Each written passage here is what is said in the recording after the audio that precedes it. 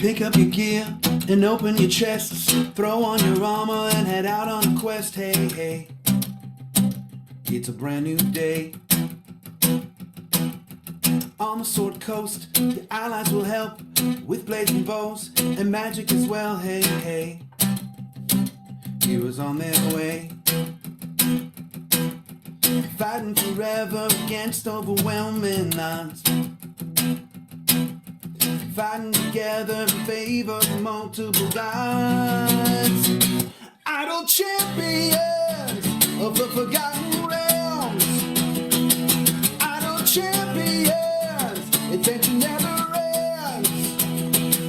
Idle champions, hit you all and then. Idle champions, you will say it again. Idle champions.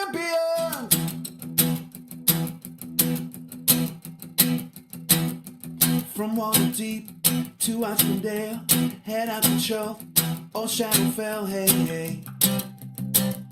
Together we stay. Walk to the monsters, walk to the boss, walk to the right, it's never a loss, hey, hey. Bad guys to slay. Fighting forever against overwhelming odds.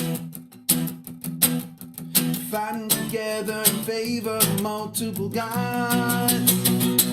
Idle champions of the forgotten realms. Idle champions, adventure never ends. Idle champions, hit you all and then. Idle champions, you will say it again. Idle champions.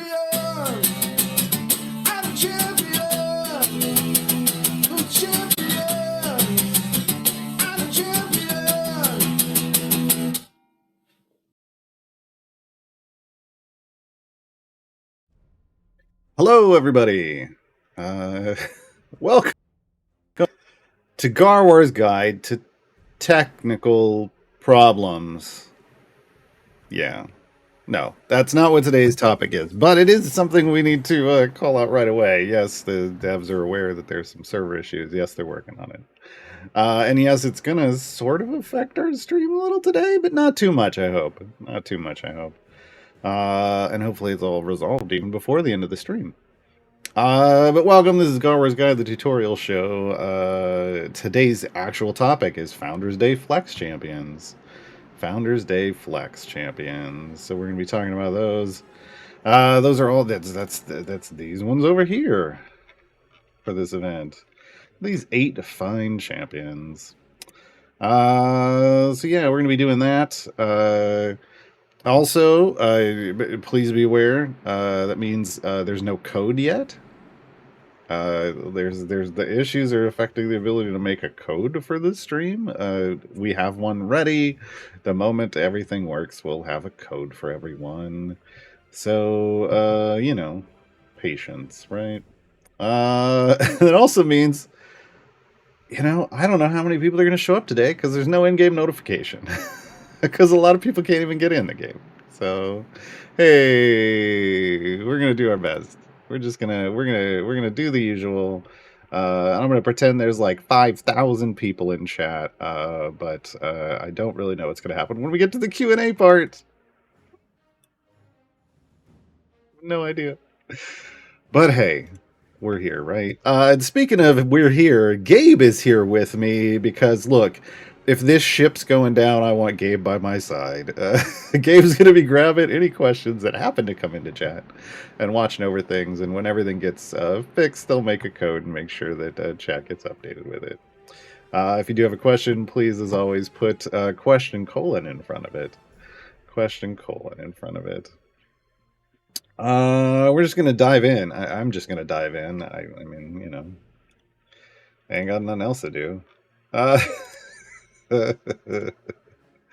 All right, so last week we talked about Founders Day and how the event works, and folks, look, this is not, you might be like, wait a minute, I thought you unlocked Aeon and Umberto and finished all tier 4. There's stuff on your main account. I did. This is in my emergency account. because I can't log into my main account either, folks. But we're going to talk about, but we're here to talk about flex stuff anyway, so it's all good. So along with the regular event stuff, there's always 4 flex slots, right? One of them unlocks right away when the event starts, and it says cost free, and this should let you know, this is foreshadowing that later flex slots are not free, right?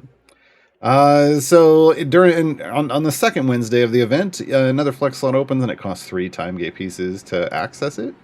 On the third Wednesday of the event, another flex slot opens that costs 3 time gate pieces to open. Right? So you're going to be using time gate pieces to get access to these. And this one says, hey, unlock the supporter slot now by purchasing DLC containing an event boon. And that's event boons are these things up here, and these kind of themed purchases. If you get like not a 3-pack, but like a 7-pack. Yes, it doesn't come with a 3-pack. It only comes with a 7-pack. Comes with an event boon and event towels. These are the event tokens. And any of these like well, those aren't it either. Where's the? Oh, here we go. Detective Umberto. Along with Coconut, the polar bear, these come with an event boon as well. So any type of those, any of those kind of event boons, you buy one of those types of DLC with those boons, it unlocks this one as well. So you can flex up to 4 champions. 4 champions. Barefoot Monkey, yeah, there are issues with the game right now. I wouldn't hold off. Well, you can try starting it. It's just, folks, if you're playing currently, don't try restarting. Maybe. Don't try restarting.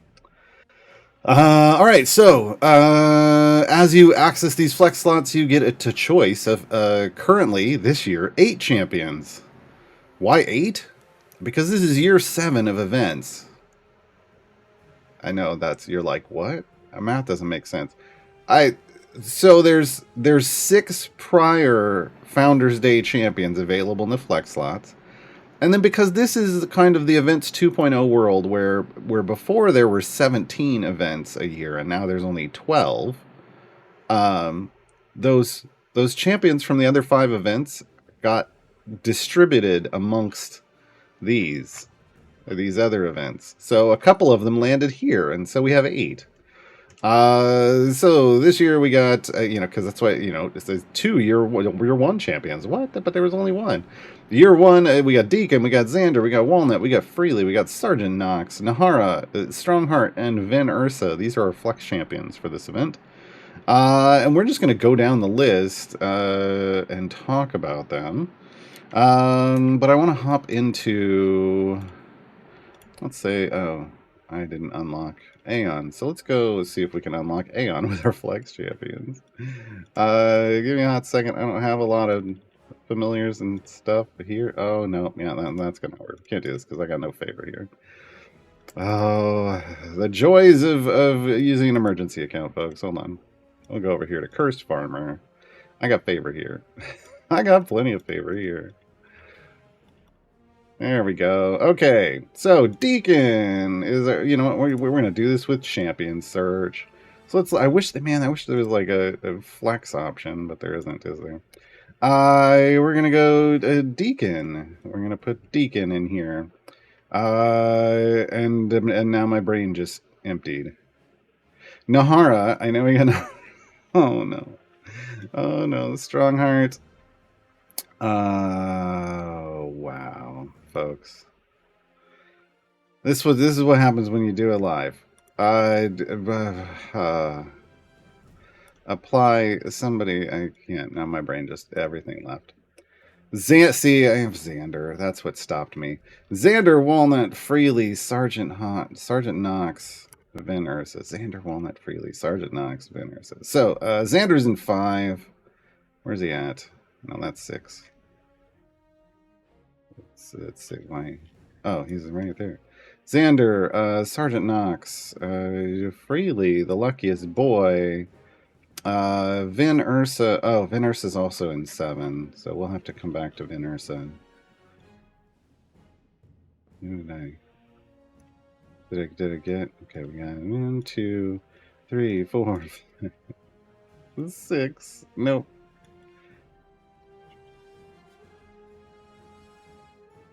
Killing me. I was not expecting a walnut. Walnut. Okay. Gotta get that nut. There we go. There's walnut. Okay. Okay. And we're good. We'll do it like this. All right. So let's talk about these, and then we'll double back. This is 7 out of our 8. We will swap. Let's do freely first, so we can talk about, so we can get Vin Ursa in the party. How about we do that? Time for a one-band reenactment of what setting up a formation looks like. Exactly. Okay. Freely joins us from the Heroes of the Plains Streamiverse. This is a full affiliation. Male halfling bard warlock. Now, in the actual streams, he is a lot more than just a bard warlock. But in the game, this is the game representation, so he's a bard lock. Neutral good, support gold, and a debuff champion. Main attack is Eldritch Blast, as with many warlocks. As you can see, magical attack. Freely kicks off with an interesting, unique ability called Adventurous Tale. It doesn't exist on any other champion in the game. For each area completed with Freely in the formation, so you have Freely in, you complete an area, it starts tracking that.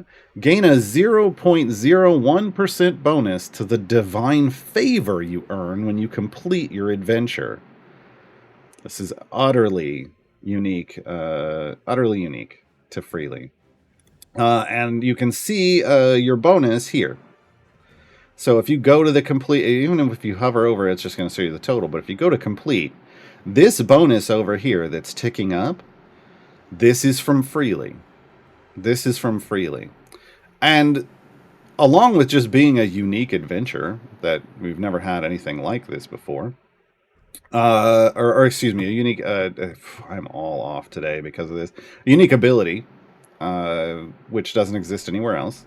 It is the only ability that will work from the bench. And what does that mean? It means I have already completed some areas, and if I were to stop using Freely now and swap someone else in, that would be fine.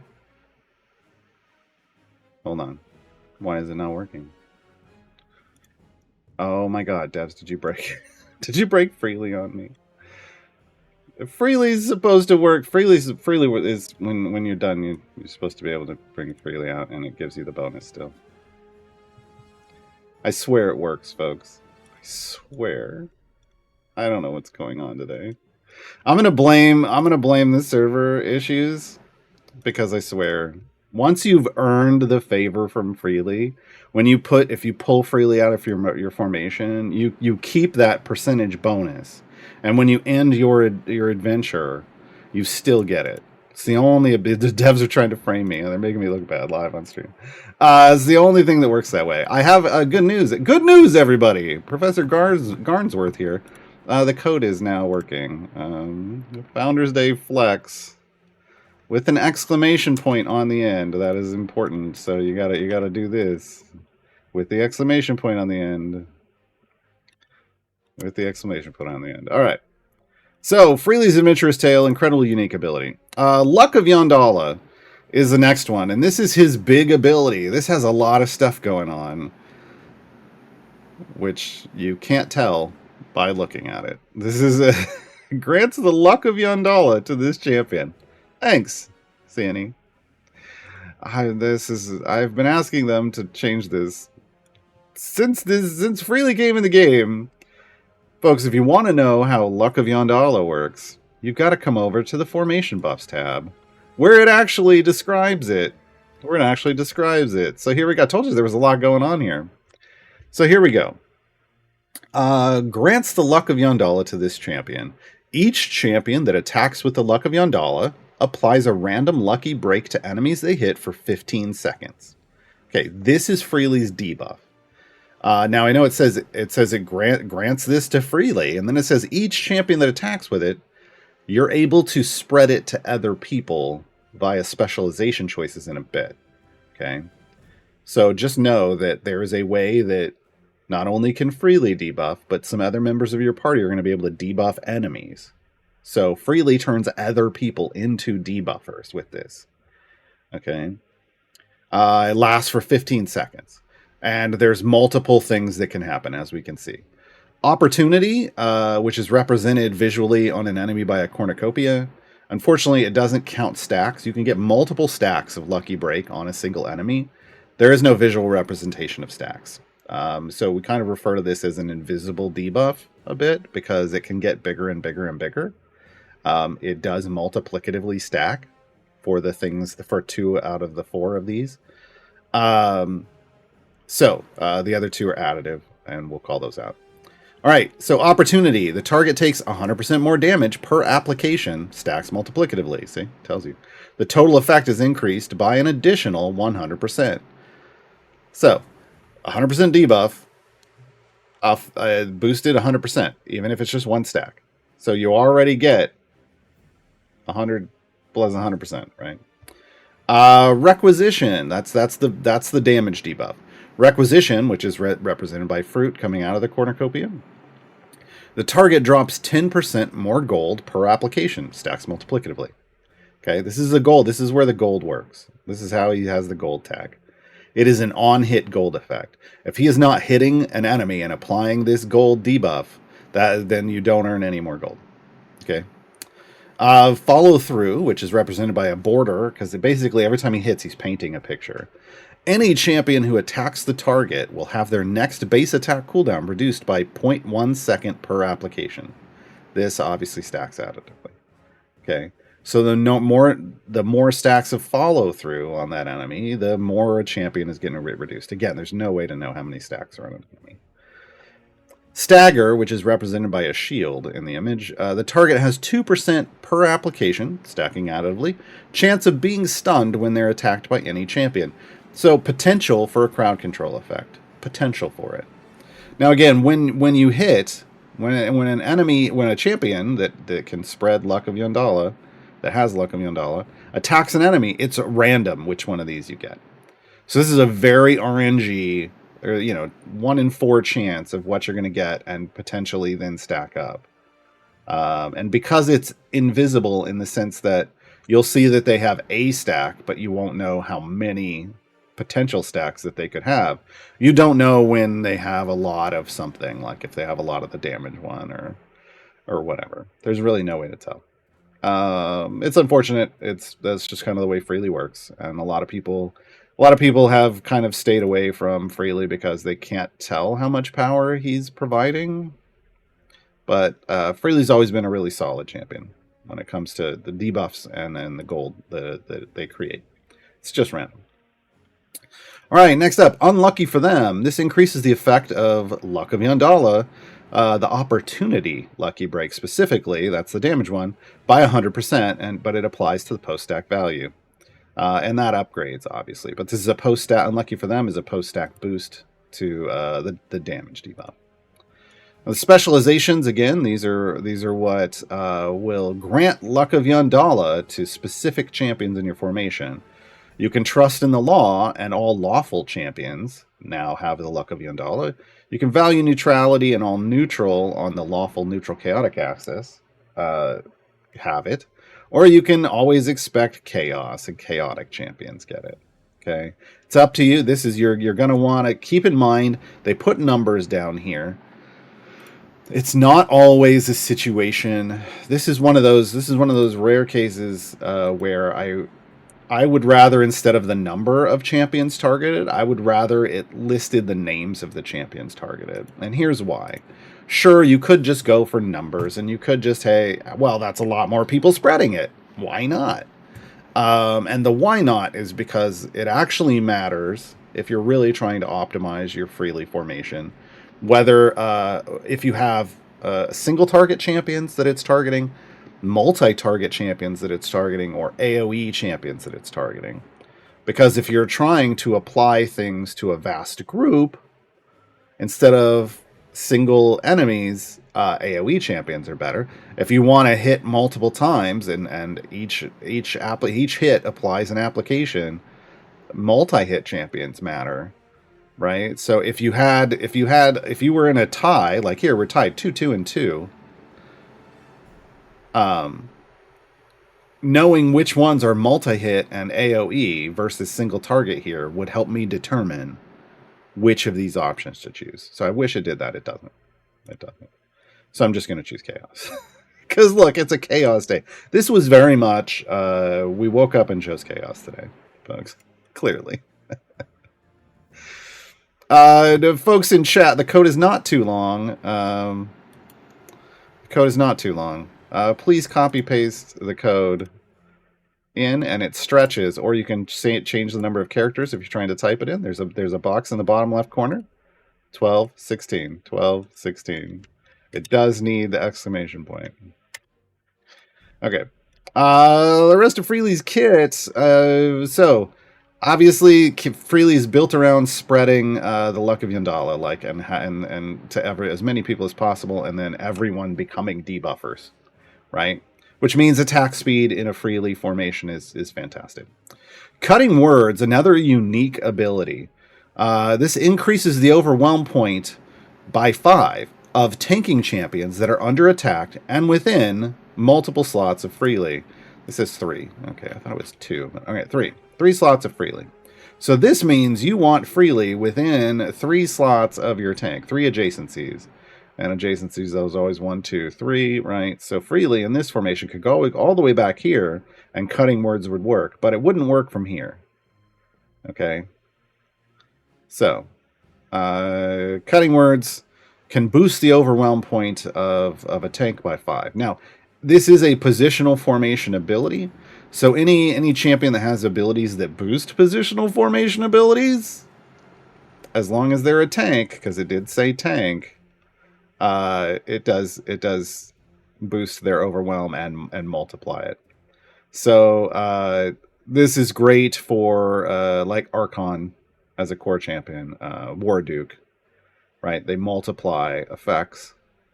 Yeah. It doesn't work on Artemis, folks. Doesn't work on Artemis. That's Freely. Ultimates, I Will Not Deafen. Freely grabs his sword and smashes into his opponent for massive damage. He also applies or refreshes all 4 lucky breaks on that enemy, if it is unlucky enough to survive. So, this is very, very much just on bosses. Like, you just want to hit it right off the bat, apply all 4 lucky breaks, and then hope that you're continuing to renew them all, right, and stack them up. Gear.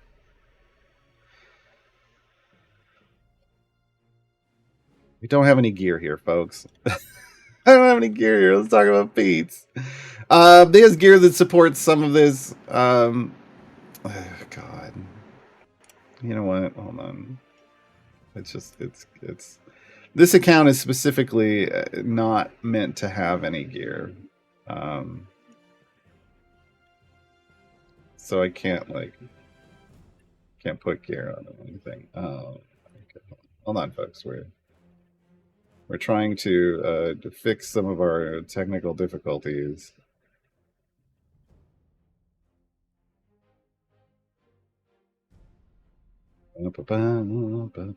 No, I'm not. I am not putting gear on that account. I am, however, trying to open up my main account. It's easier, folks. It's easier for me to just. I appreciate you trying to tell me how to do this. I know how to. I already have a plan, and it's already working. And it's already working. All right, I am in on my main account. Let me get everything loaded in. Let me get everything loaded in. All right, there's Deacon already. Yay! Hold on. We're gonna swap it. So we get some gold. We get Deacon. I'm doing this all over again, folks. We got Walnut. We got Freely. I'll be able to fly now that I'm back on my main account. We're gonna be able to do this real fast, folks. I won't feel so thrown off. It's just some strong boy and some strong heart. We got Nahara. And we got Xander. Okay. Okay. This should just automatically swap over. And it'll be like, wait, weren't we just looking at this? Yeah. Yeah, look. So, freely. And a much more colorful. This is his default skin on my account, which is his pirate skin. All right, gear. We got a damage all champions. We got Luck of Yandala, specifically requisition. So this is the gold find item. Luck of Yandala. This is unlucky for them. This is the one that boosts post stack, boosts opportunity. That's the damage debuff. We've got an adventurous tale item. So this is going to boost the favor you're receiving, based off the number of areas that he's been in your formation that you completed. We got ultimate attack damage and ultimate cooldown. Feat wise, damage all champions because he's a support. We've got a bunch of gold ones, generic gold as well as specifically the requisition lucky breaks for his being a gold find champion. He has a glitch skin. He's one of the few champions in the game currently has a glitch skin, so he can also count as an Aasimar. And that boosts unlucky for them, but 20% for each Aasimar in the formation. So that is his kind of unique feat. He's got Adventurous Tale. Again, if you're trying to boost favor, and in this event, if you're someone who can clear tier 4 and you pop freely and clear tier 4 with freely, the tier 4 buff for him is 6,300% to Adventurous Tale, which means a favor flowing like wine, like just outrageous amounts of favor for people who can complete that in tier 4. Don't attempt it if you don't know whether or not you can do tier 4. And then an unlucky for them specifically boosting that, right? So the feats you would expect, but then also some neat specific feats just for feeling. Okay, and is it going to work over here if I... So 1 E29. It didn't work on the other account, and I don't know why. See, I told you, folks. I told you it was just a server issue. He does it. I've taken freely out, and it's still here. And notice it's still ticking up. The ticking up is because I've earned a specific percentage Adventurous Tale bonus. And as my favor goes up, the bonus amount is going up, but the percent is staying the same until I put freely back in. I told you. All right. Let's talk about Deacon. Yeah, the devs were framing me. They were. All right. Folks, again, now that we are back up and live and working, and if you have questions about the flex champions or how flexing a champion works, or just about the event in general, or anything in general, question colon in front of your question in chat, and Gabe will grab it for later on in the show. Deacon is neutral, is a male kobold bard, no affiliation, neutral alignment, that is neutral on both axes. Support and speed champion. Deacon is a great speed champion for, when just right out of the box, because he doesn't have an item for his speed effect. It doesn't need it. He just goes fast. He just helps you go fast. Base attack is ranged. Building suspense. Deacon takes aim with his crossbow and fires at a random enemy. Main buff, Story of Doom. Adjacent champions do 5% more damage per Story of Doom stack. Story of Doom gains a stack every 1.5 seconds to a max of 20. Every time you kill an enemy, the stack's reduced by 20%. The stacks of Doom are represented if we're not killing above Deacon's head, but we're killing instantly, so it doesn't matter. We're never getting to a point where eventually we'll see Doom. It spells out Doom over his head, so you can watch it stack up. Confidence in the boss. This is the speed effect. So when Deacon has fewer than 6 stacks of Story of Doom, so if you're killing very quickly and he's not building up stacks, he increases the speed of enemies spawning by an amount. I've got a feat in here, so let me take that out. 100%. So it doubles the speed of enemies spawning. Real quick, the speed of enemies spawning, there is a spawn point. If we look over here on the right side of the screen, there's a spawn point off the screen that enemies spawn out of on most areas. Okay? And it isn't controlling how quick they come out of that spawn point. I know it reads that way. What it's doing is it's controlling how quickly they get from that spawn point to this point where they're able to be affected by damage. So it's rushing them to their doom faster, which is important. Because the quicker you can get something out to the point where it dies, like if the quicker you clear a wave, the quicker the next wave spawns in. So if you're clearing instantly, and I'm gonna put some familiar over here so that we can start clearing instantly. We're gonna start seeing things just now, enemies just flying out. Okay, because that's the way that speed effect works. It is great for gem fire. It's great. There are multiple champions that can apply this type of speed effect. Deacon does it just without any gear. Deacon's just like, hey, let's go fast. You want to go fast? Let's go fast. Which is really nice. Other champions do it with to larger values because of items. All right, specializations. We can go Doom. We can have Epic Tale of Little Kobold or Boss Wants Speed. Hey, guess which one boosts your speed, folks? Boss Wants Speed doubles your speed effect. So again, you don't need gear. You can just spec him into more speed. Doom. He can make, remember, this was adjacent. He's buffing adjacent. Doom makes the buff apply to all champions, the damage buff.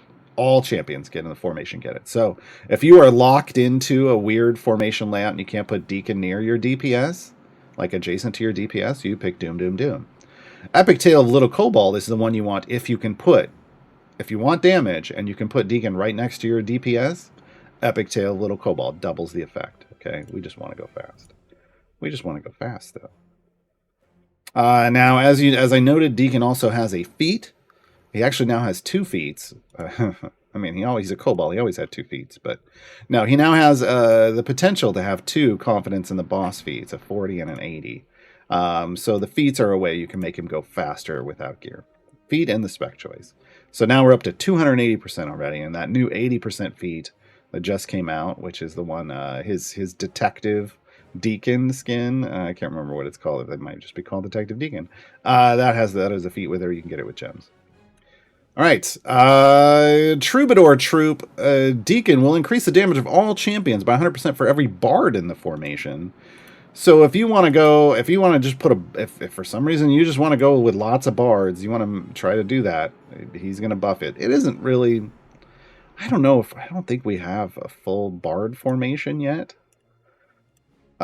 People have been wanting this for a long time, but I don't think it's there yet. 1, 2, 3, 4, 5, 6, 7, 8. Oh, it is! We can do 10! We got 10. We got a full bard formation now. So you could rock a full bard formation. How functional it is, I don't know. But we now have a full bard formation. Yay! Okay. That makes me happy. That makes me happy for Deacon. For Deacon. Alright, that's it. Deacon's ultimate is Doom! Deacon shouts Doom as loud as he can, dealing massive damage, and setting Story of Doom to max stacks for 30 seconds. So this will kill your speed effect, but give you damage. Here's what it looks like. Hey, Doom! And for some reason, there's his thing. God, it's not showing in the back row. That's a problem. There's the Doom over his head, folks. That's what it looks like when it's maxed. For some reason, it wasn't appearing in the back row. I don't know. There's problems with the game at the moment. All right, that's Deacon for you. Feats. Gear and feats. Damage of all champions. A pair of them. Deacon's Story of Doom. Troubadour Troop. Attack damage. Ultimate attack damage. Damage all champions feats. Confidence in the boss feats. Again, now 2. Troubadour Troop feats. He's got a Dex feat. I can't remember why. It's probably an adventure somewhere. Strength, though, makes him qualify for Zariel, Patron Zariel. There you go.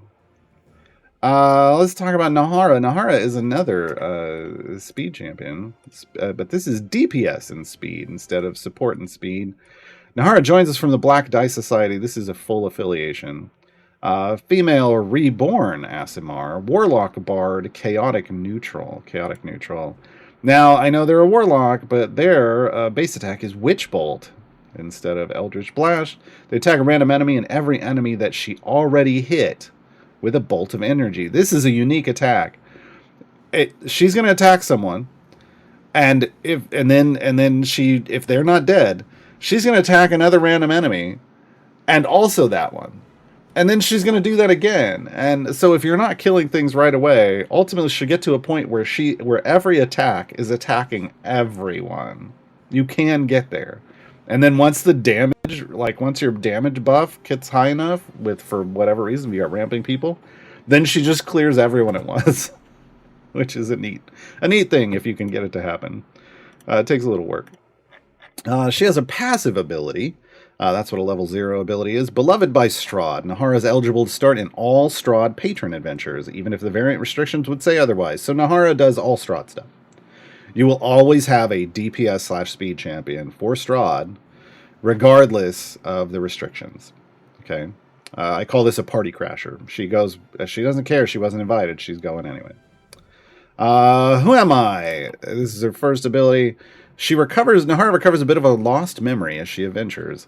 If Nahara is in the formation when you complete an area for the first time, and first time just means like you're moving through that adventure, you're completing it. I can't jump back to the area I just completed, kill some things, move forward, and that gets me another stack. If she's in there when you complete an adventure for the first time, she gets a small damage bonus, stacking additively. But these persist through resets. This is permanent stacking damage. Permanent stacking damage. Now, I want to be clear, this is subject to diminishing returns, as all additive bonuses are. So you can get a bunch of stacks on her, but it's like, just because her damage could ramp infinitely doesn't make it amazing. I have 2.27 EO6, so 2,270,000 of them. And it's an EO6 buff. So it's just slightly, for me, it's slightly better, and even with my gear, it's just slightly better than the number of stacks, like the bonuses. So keep that in mind. To get into big boosts, it just takes a lot of time to build up. To amuse or avenge, this is a neat ability. It's kind of a seesaw ability where it does one thing at one period and then a different thing at a different period. When Nahara attacks and defeats at least one enemy, she gains a levity stack with a maximum of 30 stacks. So she can build up to 30 stacks of levity if she's killing. When she attacks and doesn't defeat an enemy, she loses a levity stack. So you can swing from 0 to 30, right? Nahara gets a damage bonus, because this is going to vary, for each levity stack she has below 30. So when you're not killing, you have 0, she does more damage. Okay? So it ramps up as it's harder to kill. So then, at the start of each area, she reduces the area requirements by 2% for each levity stack above 15. So if you're on the other side of the seesaw, and you're killing everything, she's making it so you have to kill fewer things to move forward. That's the speed effect. So she reduces area requirements. Up here at the top right, you'll see we're down from 25 to 17 because we're killing everything instantly. So it is max. She is at max. She's at 30 levity stacks, and she's reducing a maximum amount of quest requirements. Okay, but as it's harder to kill, you lose the speed effect, but you gain damage. All right. Strong Society. Nahara gets a 400% damage bonus for each other Black Dice Society affiliation member in the formation, stacking multiplicatively. Multiplicatively stacking effects are strong. This is strong. Does mean you have to do a full Black Dice Society formation. If that's what you want to run, great. You're going to get she's going to be an even better DPS. Because there's 1, 2, 3, 4, 5, 6, 7 total. And it's for each other, so you could get 6 stacks of 5x. Which I can't do that math in my head on stream. 5 to the 6th of 15,625 multiplier. So 1.56 EO4 bonus damage. Yeah, take it, sure. Specialization choices. A grave experience, a Barovian bond, or a skilled liar. I love that. I love the wordplay. Grave experience, the Who Am I counter increments 3 times for every area cleared. That's if you are just, if you're like, I know I have plenty of damage for this, I don't care about speed or damage boost. What I want is just to stack up those permanent stacks for her. You go a grave experience. Okay, that's a long-term damage gain. A Barovian bond, we're going to come back to that one actually. A skilled liar, because that's the special one. A skilled liar is the speed choice. So the area reduction to into Amuse or Revenge is increased by 50%. So we could go faster. We could have to kill less things, collect less things if you go a skilled liar. So if you're just doing speed, a skilled liar. Okay. Now a Barovian bond is specific about the Black Die Society, and also has a Strahd feature. So Strong Society gets a 400% increase. So right away, it's like that straight up damage boost for her if she's with other Black Die Society members. Bigger, right? And Black Die Society members can be used if Strahd is currently the patron, even if they don't qualify for the variant. So not only is she a party crasher, she's going to go to all of Strahd's events. Doesn't care. All of Strahd variants, she doesn't care. She's going to those parties. She's also what I call a party bus. She brings her friends along. All the Black Die Society members, once you have Nahara, you can pull in all Black Die Society members you own to Strahd runs. You can basically just build a Black Die Society formation to do all Strahd stuff.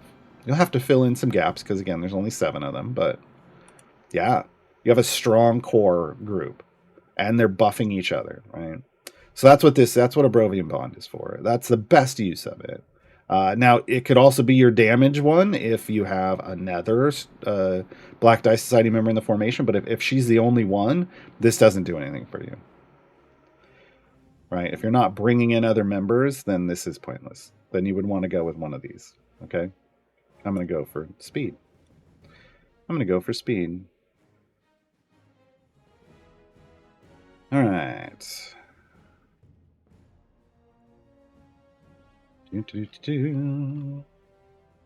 Our ultimate is Form of Dread. Let's talk about Nahara's Form of Dread.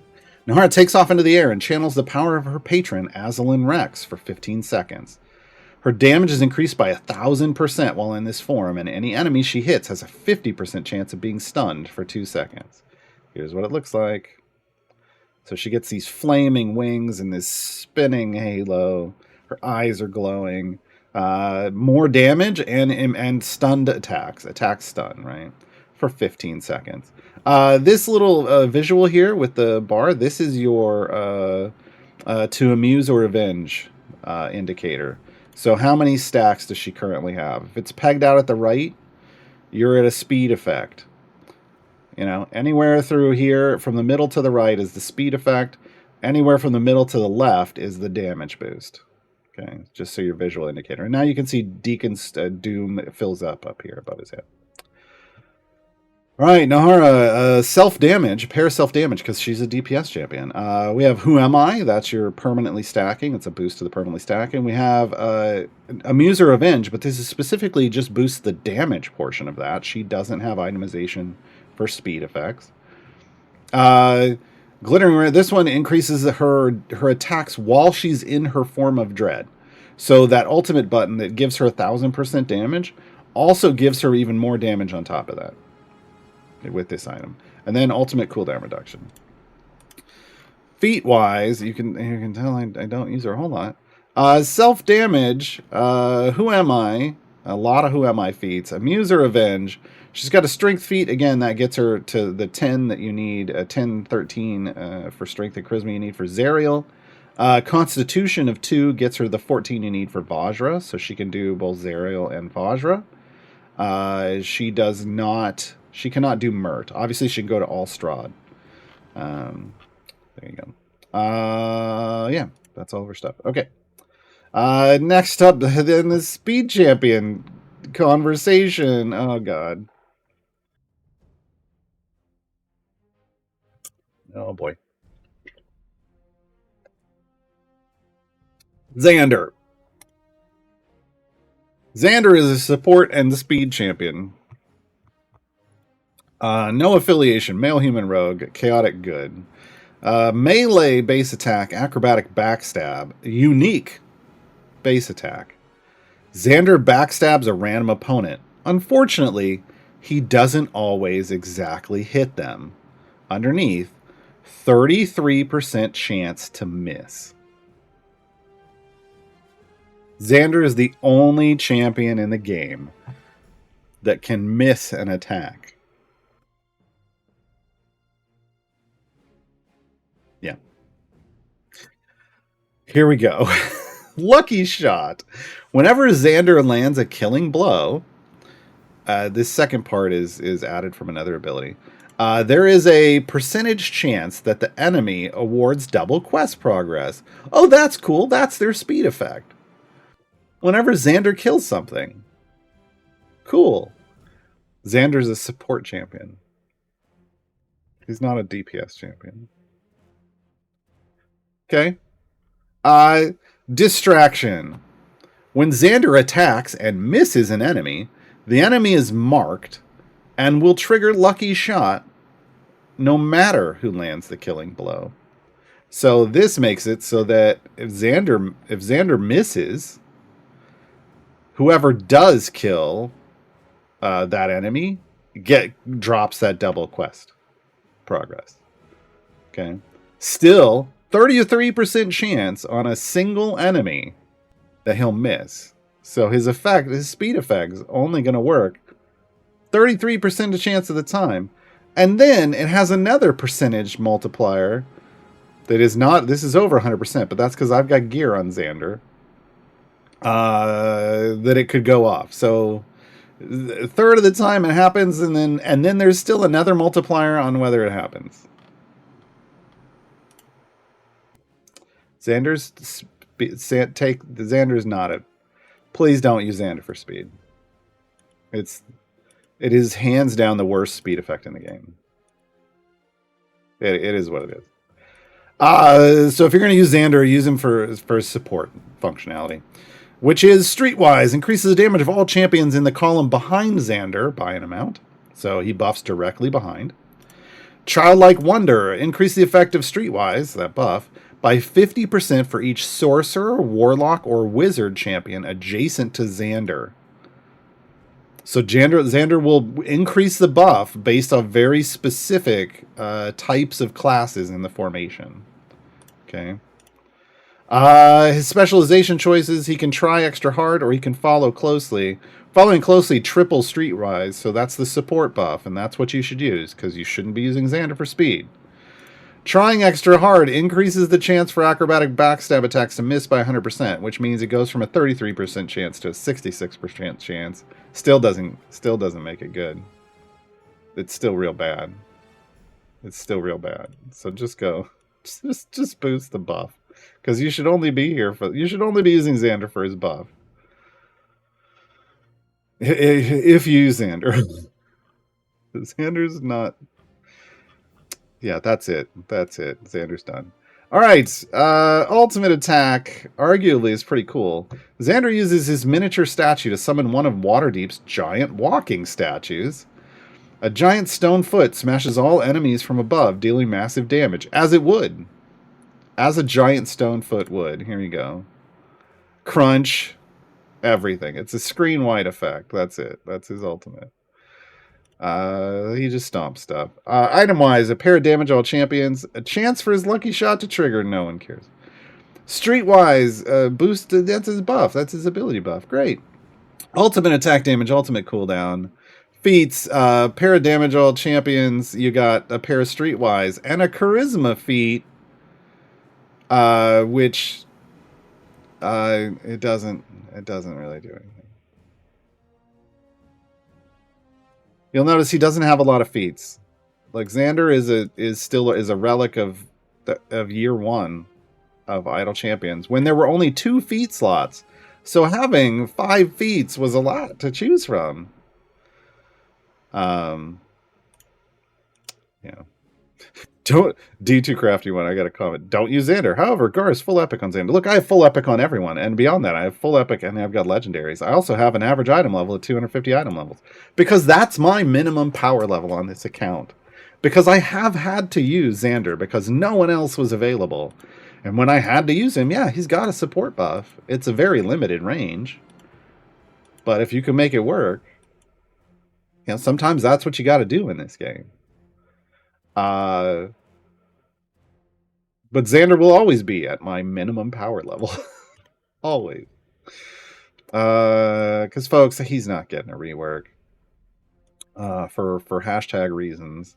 All right, Sergeant Knox is up next. One of the cooler looking champions in this game. Look at that, boy.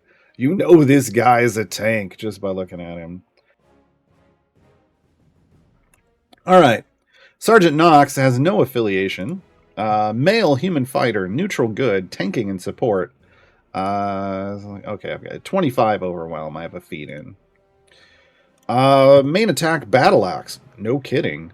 Melee attack, he swings his enormous battle axe through the nearest group of enemies. He's an AoE. He's got an AoE, folks. Rallying cries is base ability. Increase the damage of champions in the columns behind Sergeant Knox. So all columns behind Sergeant Knox by 100% for each positional formation ability affecting them. Stacking additively and includes this one. So he likes PFAs. I prefer the positional formation abilities. Now, unfortunately, we don't have anything that lets us know, you know, like there's no visual representation like here that says, hey, this is a positional formation ability. So you just got to understand positional formation abilities. They're anything that applies directionality to a buff. So the damage of champions in the columns behind, that means it's a positional. Or it buffs the one adjacent, or buffs in the same column, or, you know, that kind of stuff. Those are positionals. If it says it buffs a specific, like a champion of a specific type, like this buffs tank champions, that's not positional, that's targeted. Okay. And if it says the damage of all champions, that's untargeted, but it hits everyone, so that doesn't count either. That's just formation abilities.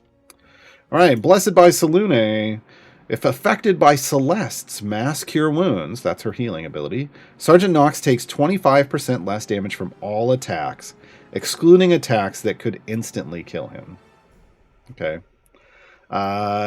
Sergeant Knox is a great champion if you're still kind of early on in your game career, because he works with a couple of core champions, Celeste being one of them. Later on, he loses these features because you're not using those champions anymore, and then it's just like, man, he's less of he loses some of his neat stuff. Hero of Neverwinter, this is his health share, 25% of his health to everyone else in the formation. Allies of Convenience, if adjacent to Makos, the effects of Rallying Cry and Makos' Dark Blessing abilities are increased by 200%. So not only does he boost his own ability, Rallying Cry, he will then boost Makos' Dark Blessing effect. Okay, yeah. It's a thing. So again, he works with Celeste and Makos. This is because they're both part of, isn't it Neverwinter? It's Neverwinter. Master Defender, Sergeant Knox increases the damage of all champions by 100% for each enemy attacking Sergeant Knox. This is what I call it, like a tank's ramping buff. The more they're getting attacked, the more they're buffing their party. All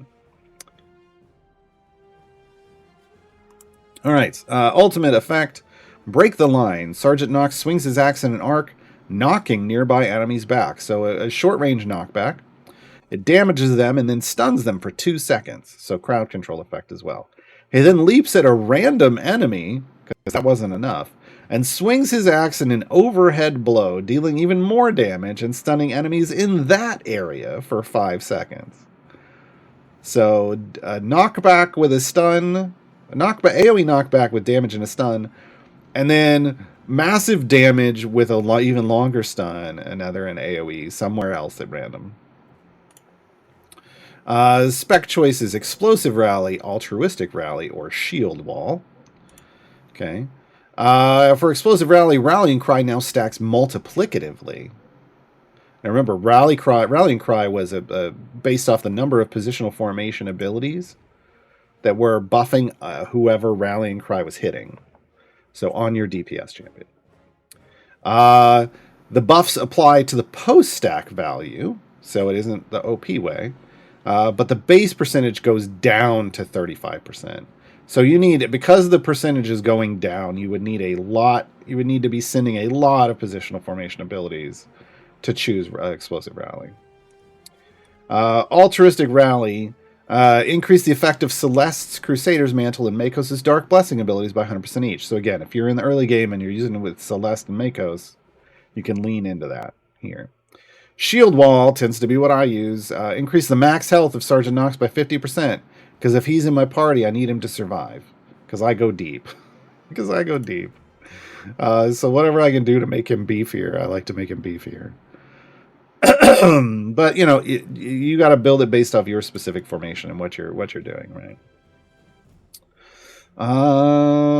That's it. So item wise, pair of damage all champions, a health item required for a tank. Buff Rallying Cry, then ultimate attack damage and ultimate cooldown. Feats, damage all champions health. There's also Overwhelm feats. Then you can buff Rallying Cry. You can boost his intelligence by 1, which makes him qualify for Strahd, Patron Strahd. Okay. Up next, Vin Ursa. Vin Ursa is the game's only Plasmoid champion. Female Plasmoid fighter rogue. Lawful Evil support and gold find champion. She attacks with a ranged attack with her laser. Laseer. Light Accelerating Spectral Energy Relay. That's her weapon. It attacks a random enemy. She's charging up her laser, folks. Vin Ursa is one of 2 wild space lovers. I got to do it that way every time. I don't know why.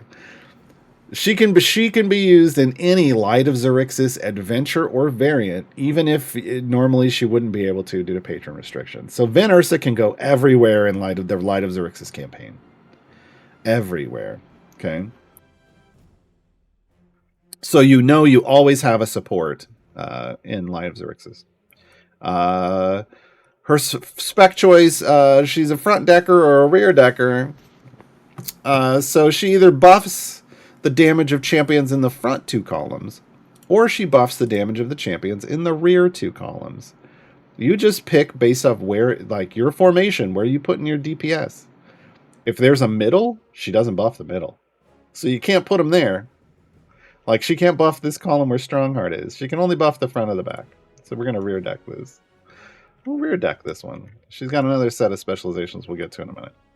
Bounty Hunter. This is her meat and potatoes. This is what she does. She's a bounty hunter. Vin Ursa picks a random monster type from a monster in the current adventure as her favored foe. So, no matter where she is, no matter what you're using her as, she's going to have a favored foe in that adventure. She just chooses it at random, so it changes every adventure. Her favored foes, notice there's plural on that. That's important. Drop more gold, and all champions deal more damage to them.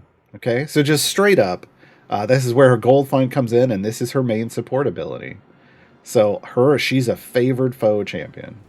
And even though she says it picks a single one, she can have multiple. We'll get to that. We'll get to that right now. Target acquisition is her ultimate. Vin Ursa blasts an enemy. She has a 20% chance to score a critical hit, and the enemy then becomes a favored foe if it isn't already.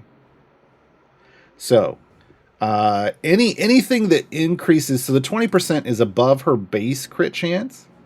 So I'm at 17.5%. That means that her ultimate has a 37.5% chance to crit. It does include her base crit chance. Okay. So the higher you can get her crit chance, the more chance this is going to happen. This is how she adds extra favored foes. And ultimately, see what I did there? She can add every any type of enemy you're fighting in an adventure to her favored foe list. She can make them all favored foes. And if you add in other champions that create favored foe types that aren't in that adventure, she'll add them too. Now that sounds odd. Why would you want more that aren't normally there? There's a reason for that. We're going to get to that. But just know, we're getting to that next. But just know, she can create massive amounts of favored foes and boost, and everything can take more damage and drop more gold. It's pretty neat. Vicious Vantage.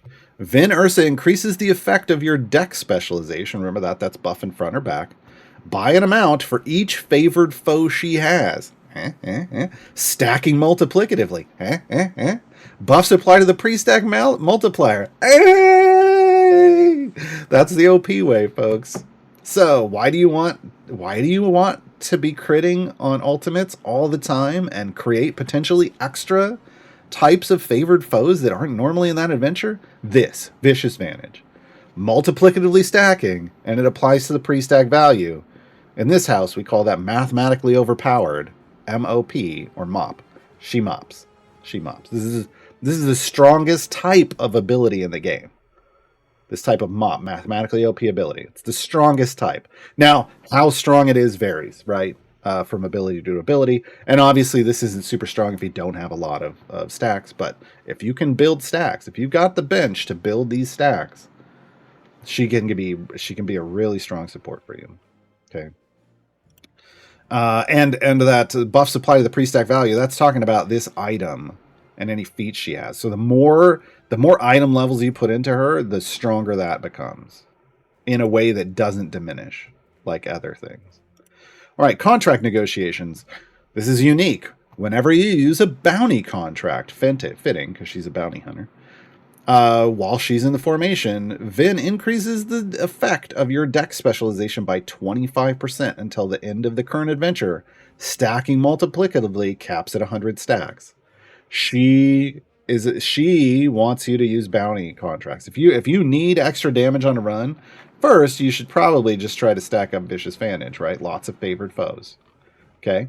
If you need even more, you're like at the boss, you're getting close to the boss, the final levels. Start popping bounty contracts up to 100 of them. Doesn't matter the level, so she can use those tiny ones, whatever. 100 of them, and she gets another multiplicatively stacking effect off of that. Okay. And this is why now, when you pop bounty contracts outside of an event, so you can use her at any time, it will generate, instead of towel here, it'll be a generic, it'll just be called event token. And they will stack up between events. So you don't have to worry about like only using Vin Ursa when an event is live. Okay, next spec choice: friends in low places, friends in meh places, and friends in high places. So low places, these are all damage buffs. It's the same value. So you're going to go with... they did it again, folks. They put numerical values down here, but that's not what matters. You want to pick the one that targets your primary DPS champion. So this one, low places buffs your evil DPS. Meh places buffs neutral DPS, neutral on the good and evil axis. And high places buffs good DPS. So the number doesn't matter. Who your DPS is matters. And in this formation, our DPS would be Nahara, chaotic neutral. So we'd go meh. We go meh places. Okay. All right. I think that's it for her. Yeah. So she has a damage all champions item as a support. She has an item that buffs the damage and gold from Bounty Hunter. So that's why that one can get up really nice and high. This is Vicious Vantage. This is your mop item. This is the one that you would want to guild and make sure hopefully has a lot of item levels. You can just straight up buff front and rear deck, and you can just straight up buff her set. So both of her specializations you can just straight up buff with items. And then you can reduce the cooldown on her ultimate, which obviously is something that is super important for her. She has damage all champions item. She has gold fine items. She has bounty hunter. This one specifically buffs the damage from Bounty Hunter. This one buffs the gold, hence the gold coin. You can buff Vicious Vantage, and you'd want to. That's her multiplicably stacking one. You can buff Contract Negotiations, again, not bad. And you can increase her crit chance. Yeah, if you're early on in run, you're trying to get as many favored foes as possible. These crit feats, that's why she's at 17.5. Normally she's at 2.5%, right? So yeah, all of her feats, she's got a good array of feats, and they all come in useful, right? Let's talk about Walnut. This is not Walnut's normal skin. This is her Kigurumi skin. All of these champions are in skins if they have one. This is her normal skin, Walnut down here. Walnut Dawngrass. Yes, that's how it's pronounced. Dawngrass. Comes from, it comes from now the Akink. Akink C team. Yeah. It's a 4-person affiliation. They're all in the game. A female wood elf, druid, lawful neutral, tanking, and support. Her overwhelm, 25. Okay. Main attack, Wicked Scimitar, savagely attacks the nearest enemy with her scimitar. All right. Her main buff is Documancer, and other things are going to feed into it. So Documancer increases the damage of adjacent champions by 10% for each enemy killed in this area. Resets when changing areas. Because it requires kills, Walnut is a little tough to use near your wall. It's a little tough to use. You have to, to use Walnut, you'd have to, She's a champion that you use in runs where you know you can complete them, which I know doesn't make sense, but she's a little rough to use. You kind of got to rely on Fire Breath and hope that you have a solid bud in one area and you're carrying that over to kill things in the next area so that it ramps up again. She needs a rework, because this is the opposite of how you want it to work. Job's done. This adds a large bonus to Documancer for 30 seconds when completing a quest or entering a completed area. Killing enemies in the completed area resets the duration to 30 seconds. So Job's done is their way of attempting to overcome the fact that you're going to lose your Documancer stacks when you transfer areas, because you complete the adventure, you complete the quest at the top, you move areas. It's trying to give you a boost to kill things with in the next area to kickstart this. Wolfnut. Walnut uses Wild Shape to turn into a wolf whenever they're under attack, because Walnut is not a tank until she comes under attack. She is just a support otherwise. She gains 41 temp HP for each enemy on screen at the time of her transformation. Contractual obligations. This increases the health of all other champions by 12.5% of her health, normally. But once she goes into her wolf form, once she becomes a tank, it doubles to 25%, like most other champions. Pin Pause. This increases the effect of Documancer by 200% for every 2 seconds that Walnut is in wolf form.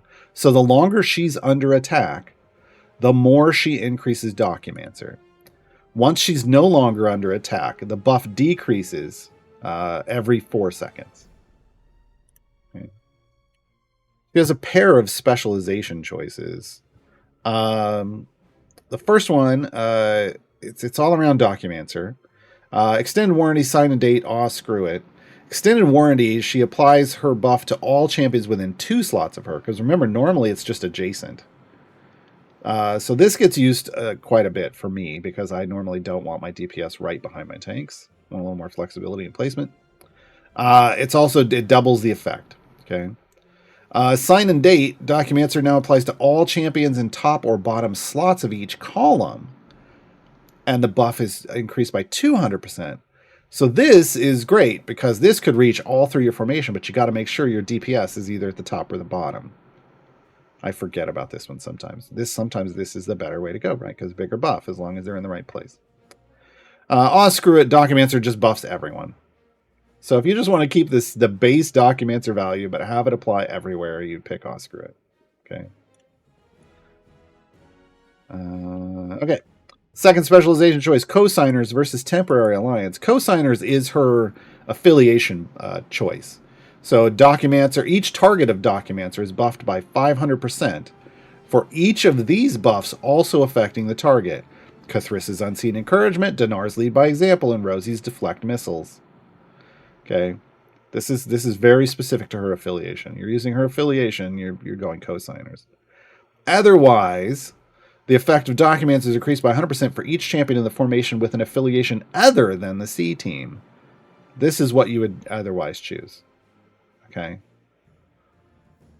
Unless everyone in your party is unaffiliated, like, in which case neither of these are going to do anything. Except for Walnut, right? If it's Walnut and 9 unaffiliated champions, neither of these do anything. Okay. So keep that in mind. It's a little odd, but it's just, that's Walnut. Walnut's kit is a little odd, right?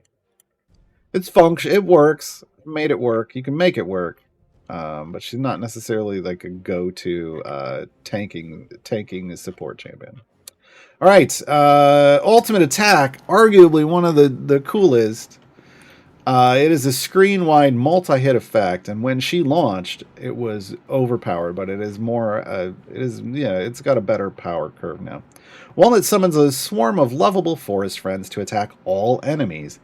Each enemy killed heals the party by 10% of their max health. So as long as you can kill 10 things on screen, you get a full party heal with this, along with the damage.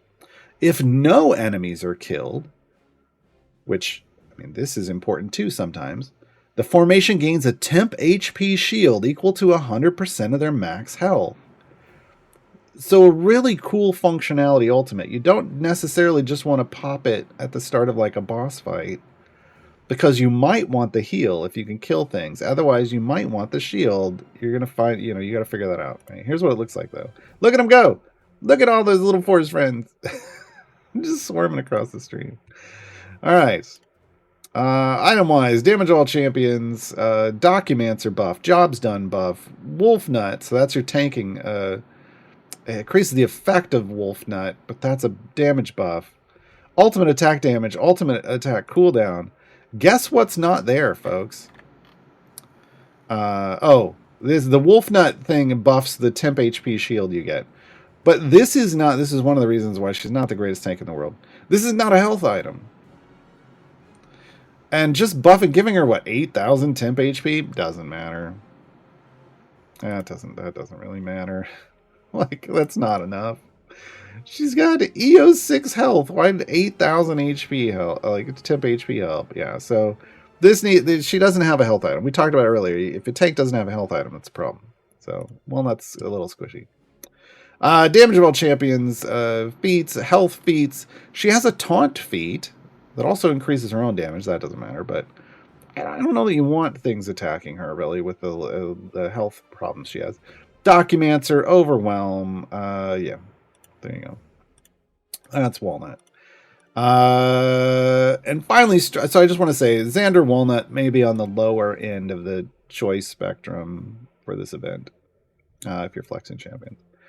On to probably the champion at the top of your choice spectrum.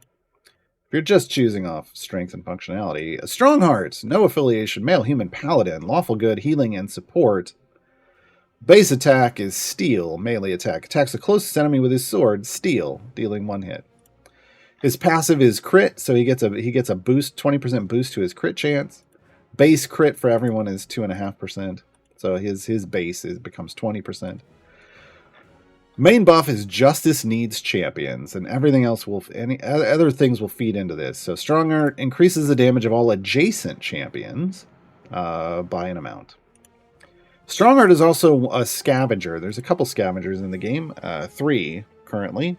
Strongheart, Presto, and Diana. Strongheart scavenges event tokens, which is nice. Strongheart can help scavenge currently up to 164,300 additional event tokens when killing bosses. So you kill a boss, they drop event tokens. While this cap is not reached, Strongheart has a percentage chance of scavenging 20 event tokens each time a boss drops a loot bag. It says 99.9. I can't remember if that's always that way. The cap increases by 300 every day. Now, the 300 every day is from his release. So right now, everyone has the same cap. Everyone can earn the same amount. It's just how far you are along in that earning is going to be depending on how long you've had him. So I'm basically at cap. This is a lot of event tokens. So when you start off, you can get a lot of extra tokens from Strongheart. Once you're maxed, the amount that you would gain between events is basically enough to buy one event pack, which is like 7,500 tokens.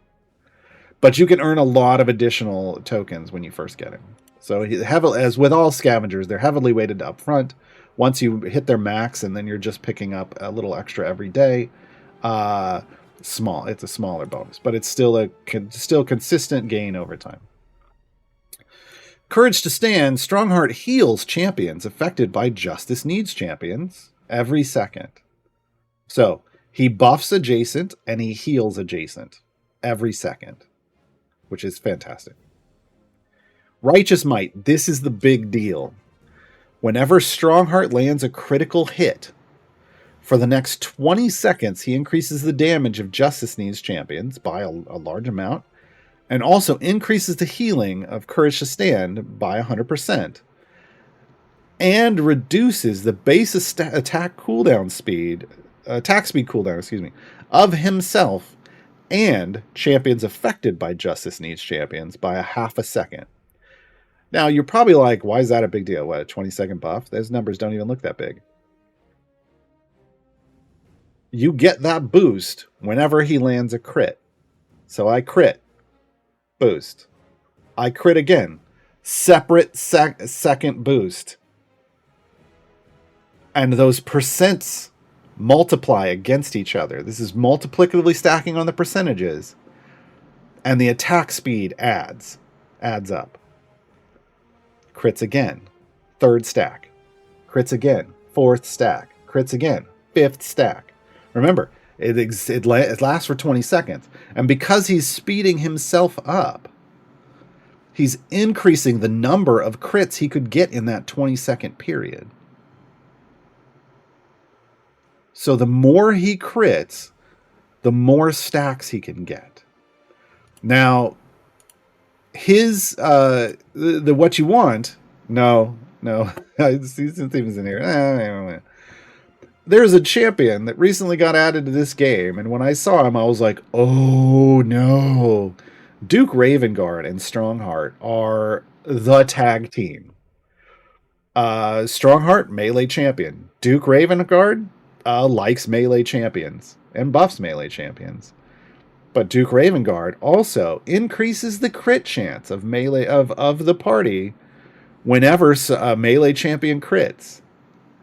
And it stacks additively on an area, and it can get Strongheart up to 100%. It can take Strongheart over 100%, depending on what Strongheart's feat. I have feats in for this, but yeah.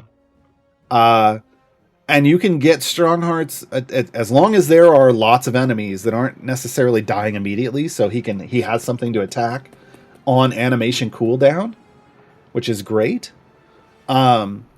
His attack speed maxes out at 1.15 seconds.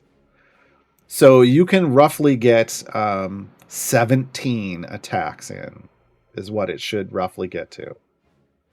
16 to 17 attacks in 20 seconds. Which means 16 to 17 multiplicative stacks. That buff gets real big, folks. And as you can see, this isn't just a small flat value for the damage. It's supported by an item. That's right. It mops. It mops. I've got this gilded with 1,000 item levels for a reason. He's huge. And with Duke Ravengard, oh my god, it's so big. They just you throw a melee DPS in there like Carlock. That's my preference. Just that trio just destroys. Absolutely destroys. I love it so much. But yeah, Strongheart. Big deal. Big deal if you're using a melee DPS. All right, spec choices.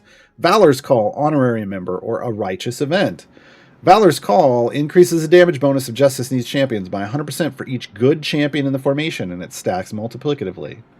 Remember, multiplicatively stacking is the good way.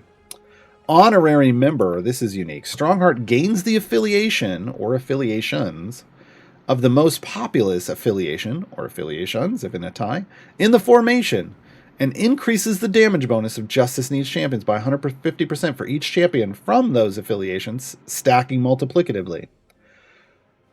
if you are running a full affiliation, large affiliation, and they're not necessarily good champions, you can add Strongheart to that affiliation and get an even bigger buff, multiplicatively stacking buff.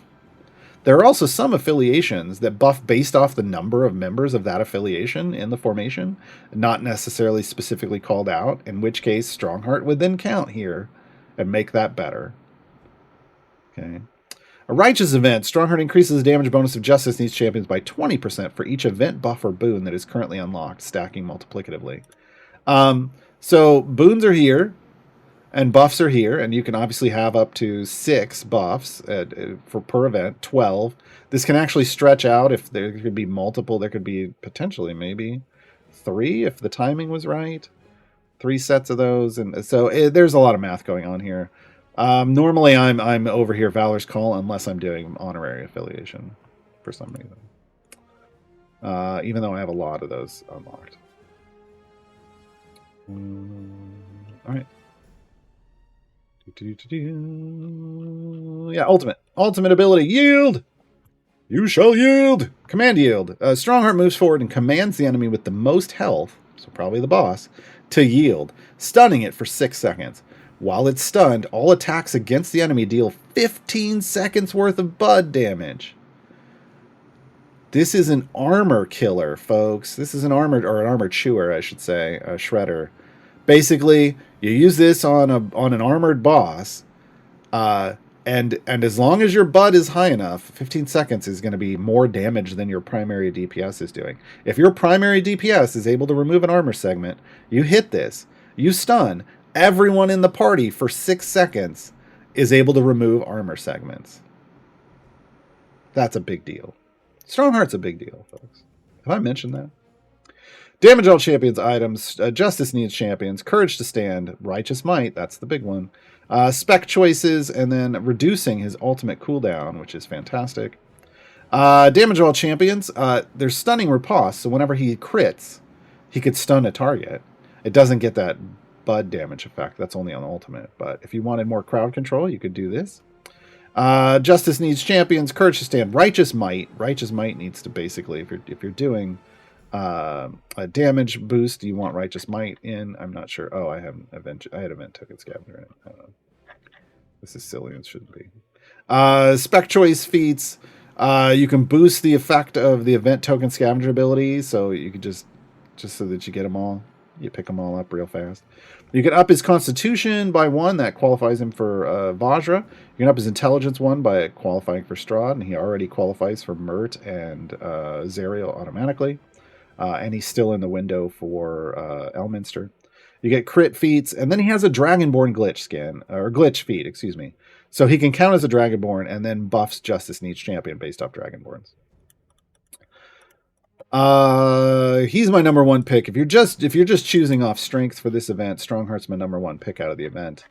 The Xander and Walnut are at the bottom of the apple barrel. Everyone else is functional.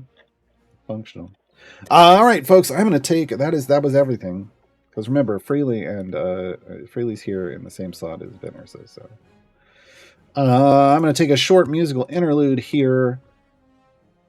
I want to say this is the Legend of Sergeant Knox, and then we'll be back to do all the questions that people ask. And we got like 9 questions. Remember, you got to put question : in front. We got about 30 minutes, so that's a good amount. We'll be right back, folks. Here we go.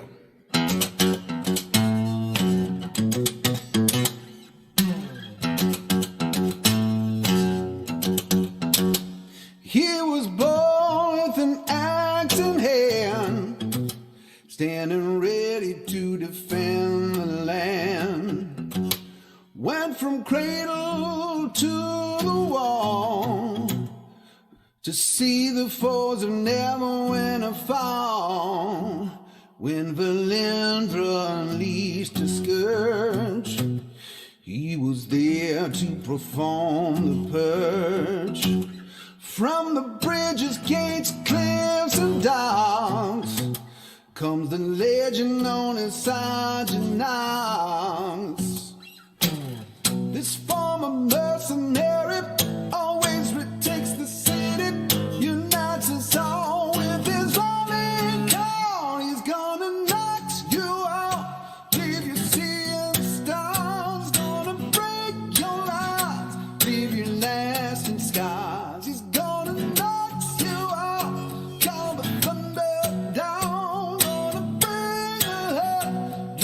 death out of town.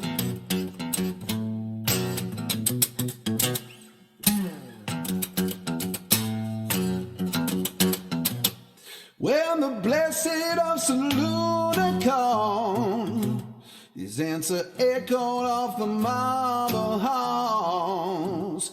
If you're looking for a helping hand, keep an eye out for this giant man. Celeste will do the healing with Mako's damage dealing, and in the front on Knox is holding the line. He's gonna knock you out, leave you seeing stars, gonna break your lies, leave you lasting scars. He's gonna knock you out, call the thunder down, gonna bring the hell, driving death out of town. Solo over this. Ow. Yeah. Gonna knock you out, leave you seeing scars, gonna break your heart, leave you lasting scars. He's gonna knock you out, call the thunder down, gonna bring the hell, driving death out of town. Gonna knock you out, gonna break your heart. He's gonna knock you out, gonna bring the hell, driving death out of town.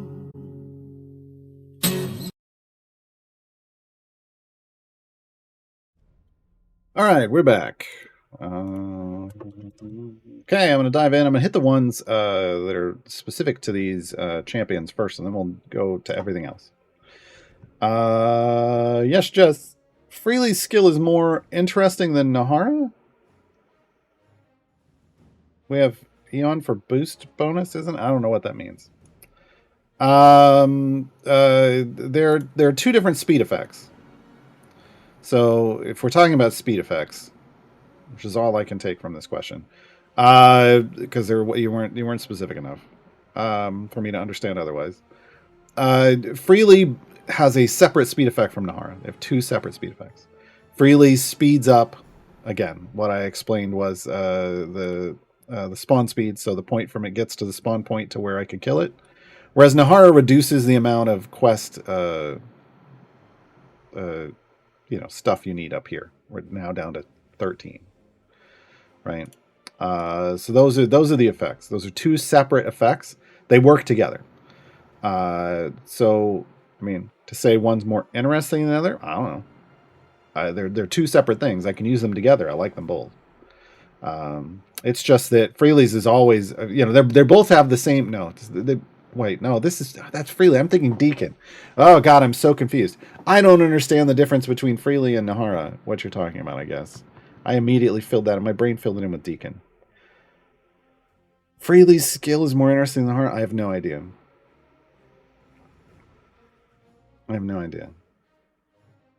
Yes, Jess, I have no idea what you're asking there. No, my brain filled that in with Deacon, I guess, because that was the only thing that made sense to me.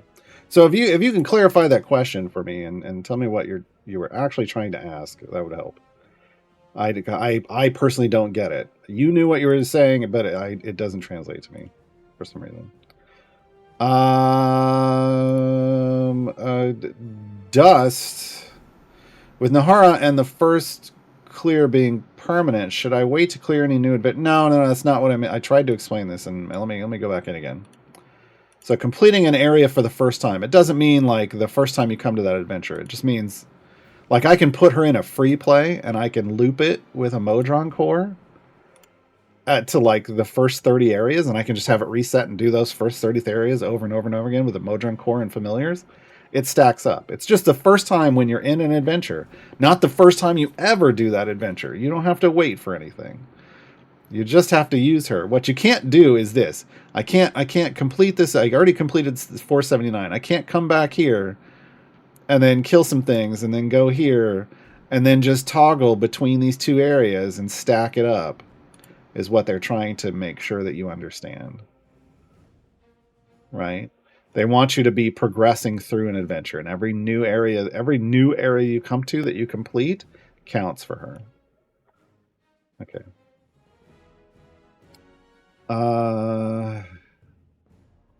Firefox, I already have Vin Ursa. Okay. Can I get the damage bonus the normal quest when I choose this champ gives?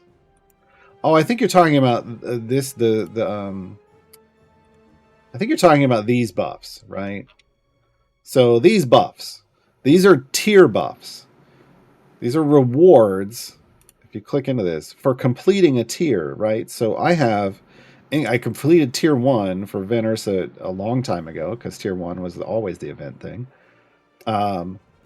Back then, so I had already earned this, but that it doesn't matter because right now in this event, I have not flexed her, and if I haven't flexed her and completed her tier rewards I would immediately, if I flex Vin Ursa, I would immediately get this because I've already completed tier 1. I have to flex her to get this buff. I'd have to complete tier 2 to get this, tier 3 to get this, and tier 4 to get this. And it would only work during this event. And next year when the event comes around again, I would have to flex her again. But then if I completed all 4 tiers this year, next year I'd flex her, I'd immediately get all the buffs. Okay? If you're not flexing her right now, you're not getting buffs.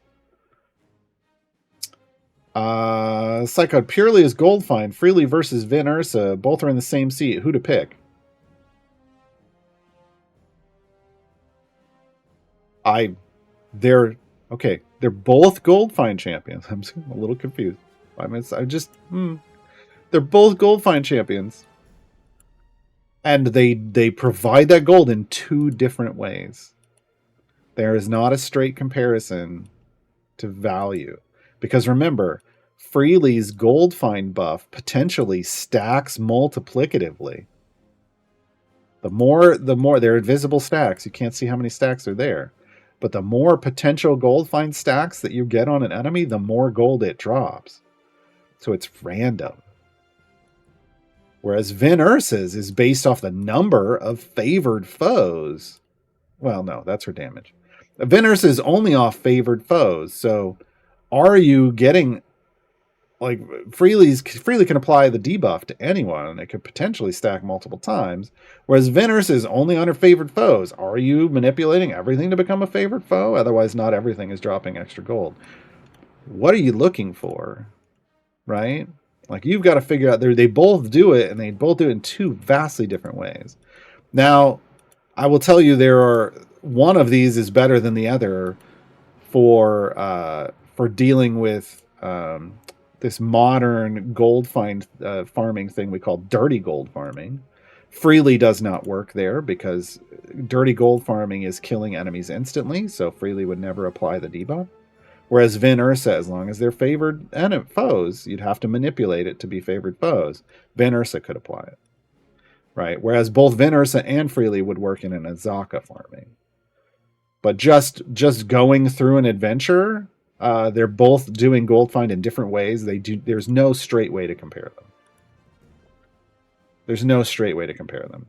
Because there's too many factors. There's too many variables involved. The Bard's Forge. How many attacks can Strongheart get when paired with Whittle and Alindra? Well, I already said Strongheart can get himself down to his attack animation speed if he's critting, especially with Duke Ravengard, but he could potentially get himself down there if he crits enough. Attack animation speed, 1.15 seconds. Max stacks, again, it doesn't matter who gets him there. You put him next to Whittle and Alindra, use 2 other champions to get him to attack on animation cooldown, still going to be 1.15 seconds. You're still going to get, 16 to 17 stacks, somewhere around there. Maybe 18 every now and then. But yeah, it doesn't, there's no way to get more than that.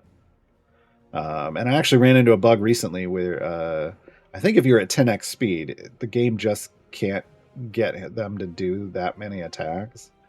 So it's actually nerfs him at 10x speed. He can't get the max stacks, which is sad. Yeah. So attack animation speed is max. It doesn't matter how you get there, and he can get himself there. You know, he can get himself there with just Duke Ravengard. You don't have Duke Ravengard, sure, and you have Whittle and Alindra, but that's I don't know. I'd rather use the Duke. Upalol, I'm only lacking a seat 3 champion, have every seat doubled. So split the party. Great. Should I take Nahara? Yes. Or pick a better champion? No. Get split the party. I have 4 time gate pieces. No. Save those time gate pieces for next Wednesday when you have to flex another champion. And just get Nahara and unlock split the party. Absolutely. Do it right now. Yeah. Look, the first thing you should be making, you should be using as your decision-making tool when flexing champions in an event. So when choosing a flex champion, one of these flex slots, that's just what they're called. Unlocking an extra event champion, called flexing. The first thing you should be using in your decision-making is what seats do I need an extra champion in for either split the party 2, or split the party 3. Those are your first decision-making tools, right? So if Nahara gets you there, great. If Xander gets you there, take him. If Walnut gets you there, take her. You want to get, it is far more important in those, or in the early stages of the game, for you to get split the party done and split the party 2 done, because of the power, the slow build power that comes from Modron cores, and the extra power you're going to get from having a second background party where you can potentially just super early on sacrifice 2 of your familiars to a background party and just get extra gems constantly throughout the day and overnight, because gems are power, and you're gem starved early on. There's just a lot of power. There's more power involved in completing split the party and getting those things and starting that rolling than matters in choosing like the best, most powerful champions for these events. Get your split the party stuff done. Zorkwiz, does Strongheart need to be in an event mission or variant to scavenge tokens? No. And an event doesn't even need to be active. Strongheart just scavenges off any boss, anywhere, anytime. Now, it does have to be the first time you defeat a boss. So you can't just park on a boss level and then farm it, because the tokens come out of the boss bag, and you only get the boss bag the first time you kill the boss on an area. So I can't sit here on 535 and farm the boss for tokens. I just need to be pushing. Zalaris, I have Strongheart from a previous event. Nice. I just got Nahara. Cool. I lack seat 2 and 6 to be able to split the party. Okay. Looks like Sergeant Knox is the obvious choice. Yes. And 2 isn't available in this. Yeah, 2 isn't available in this event. But yeah, absolutely pick up Sergeant Knox. And then when you can either manual time gate, or after the event ends, there will be a natural time gate weekend. One of those two, maybe the natural time gate weekend, you get lucky and you'll get your seat 2. Otherwise, manual your seat 2, right? Use a manual time gate. Magnamaniac, I need seats 4 and 5 for split the party 2. Is it worth picking Xander over Vin Ursa just based on that requirement? Yes. I'm just going to keep reinforcing this because it is. It really is. It really is more important to pick up Xander to get to split the party 2. Now, if you were said split the party 3, I'd say no. Why? Why that difference? Split the party 2, the reward is the fast core. And in my opinion, the fast core is the best bang for the buck in the early and beginning your progress through the mid game. Like, the fast core should be, in my opinion, the first core you try to level to 15. So in your active party that you're using all the time. Why is that? It provides both damage and speed effects, hence being called a fast core. So those speed effects are going to allow you to finish content quicker. And the damage off of it is, in my opinion, just shy of the modest core, which is the core you get from the first split the party. And the split the party 3 gives you a magic core. I am not a personal big fan of the magic core. It is, I call it a glass cannon core. It has no survivability involved, so there's no health boosts or anything for your tanks, which can be okay. But by the time you get to split the party 3, you're pushing deeper. You should be understanding that survivability is important. And so unless you are just all in on a magic DPS champion as your main, and that's the way you want to play the game, the magic core isn't going to be super great for you. And so not as like super priority. I wouldn't worry about picking a like a Xander or a Walnut to get split the party 3, but I would for split the party 1 and 2.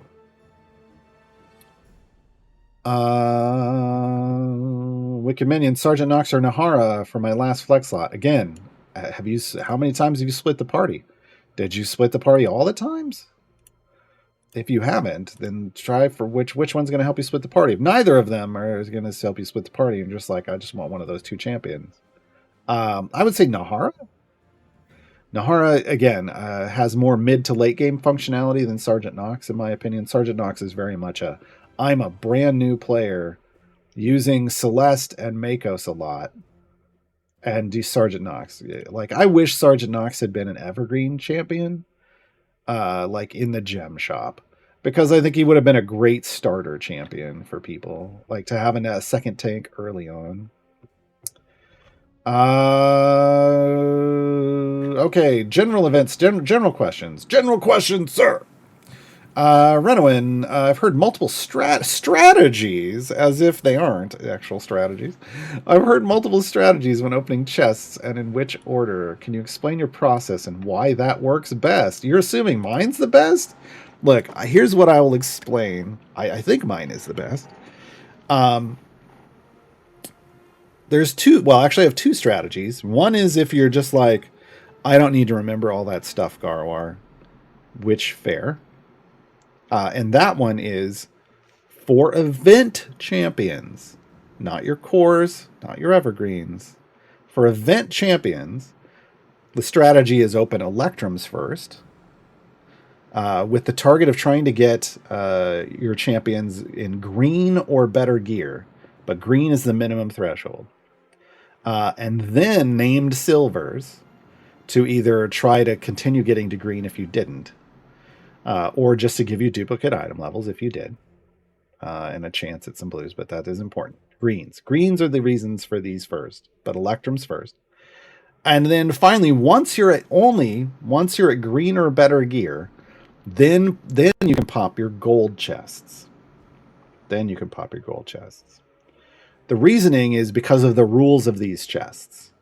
So electrums will drop gear for every champion, but when you have a brand new champion that doesn't have any gear on it, that kind of champion acts as a magnet to anything that comes out of an electrum chest. And gear will go to it first to get it up to kind of the equivalent levels of everyone else. And then it goes back to being random. Okay, so you want to use those electrums first when they have the greatest chance of gearing up those new champions. Okay, you save the named ones, the named silvers. Hopefully you can get all green or better from your electrums. You save the named silvers because you know where they're going to go, and you want them to give you duplicate item levels, because they're going to give you whites and greens, maybe a blue, but they're going to dupe those same items that you already got from your electrums, and thus make those items more powerful. And they may also help you get to full green or better if you haven't yet, right? And you wait to open the golds specifically because the golds have a rule that says they have 2 rules. They will always drop a blue item, and they will always drop an upgrade. Now, these are separate rules. It doesn't mean that the blue will always be the upgrade. And a gold chest can drop green, blue, and purple. Now, it won't. The upgrade, the guaranteed upgrade, can only be green or blue. And what we don't want is we don't want to get a green out of a gold chest, right? No. We want all the guaranteed upgrades to be blue. So you get the green, you get the gear up to green first. Then you pop the gear, you pop the golds there, and then every gold is going to give you a blue, as at least one blue, and maybe an epic, right? So it's just the quickest way, the most efficient way, with the fewest number of chests, to get you to blue or better gear. And that's the sweet spot. That is when your power really comes online, is blue or better, like is blue. Getting epics beyond that is fantastic, but blues are strong. I recently did a new account run. I've stopped it now and shelved it, but my primary DPS was Carlock, and she had 5 blues and 1 epic. But because she's in a sweet spot, and because I built a solid formation and put like average 50 item levels on her and some other champions, not beyond that, I was breaking E300 Bud. That's the damage down here. E300 in blue gear. That's a lot of power for blue gear. So blue is great. So just try to get the blues because the epics is a full chase. So that's the easy way to do it. Just think electrums, silvers, named golds. But just remember, you don't pop the golds until it's green or better. There is a very finicky way to do this as well. Ultimate optimization mode. But there's a lot of the ultimate optimization mode for an event champion is when they have no gear at all. You start with a single named gold chest for them. Again, the reason being you're guaranteed to get a blue and you're guaranteed to get an upgrade. Now, there's usually a minimum of 2 pieces of gear in a chest, and in a gold chest, sometimes there's 3. And what you're doing is you're potentially getting anywhere from 1 to 3 slots of gear that are at your minimum or better for what you want. So if you don't have lots of electrums, this can help to get you to blue or better for your group faster, right? Because you'll be guaranteed to get a blue, and then you'll get a green, and you might get another blue or green or a purple out of that chest as well. Now, the blue and the green can end up on the same item, which it did for me last week when I demonstrated this on the tutorial show. But usually they're in different slots. And then you switch to electrums, again, to get green or better in the rest. Again, and hopefully silver's just to dupe. Now, once you're done and you're green or better, if you are a higher game player, if you just happen to have some patron chests or group chests that could drop, like gold group chests that could drop gear for that champion, and usually this is patron chests, you pop those to get to full blue or better. And then you save those named golds for dupe item levels and chasing epics if you can't get epics from the other group golds. So this is super hyper finicky, very optimized. Not everybody wants to play that game, right? So if you just remember that for an event champion, electrums, then named silvers and named golds, you're good. Now, whenever you unlock a new evergreen champion like Hitch, if you get Hitch from the newsletter, sign up for the newsletter, get Hitched today. You don't even worry about your electrums. You just open those generic silvers until you're green or better, and then start popping those generic golds. Right? You don't have to worry about that. Glad to be alive. Now that Thalora is in the game.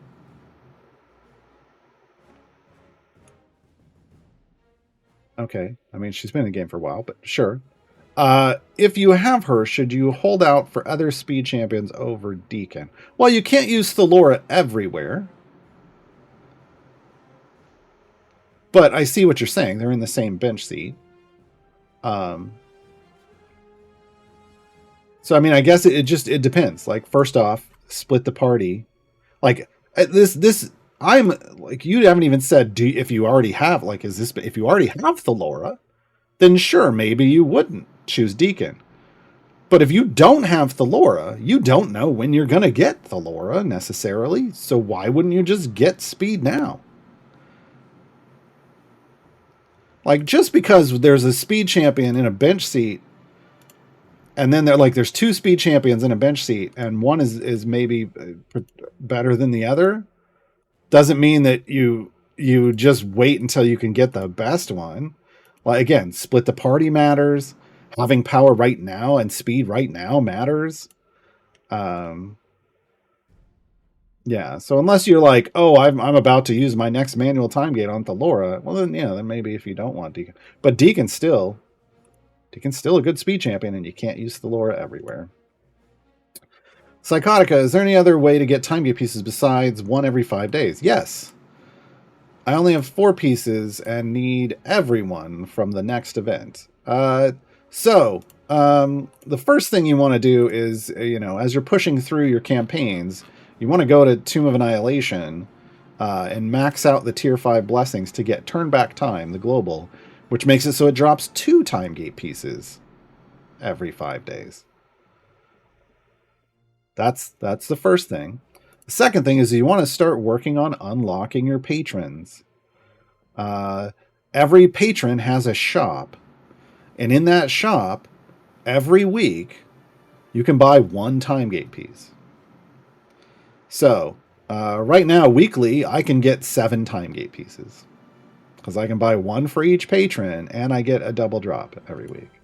Well, I get a double drop every 5 days, and I get 5 more time gate pieces every 7 days. On Mondays, the shop reset.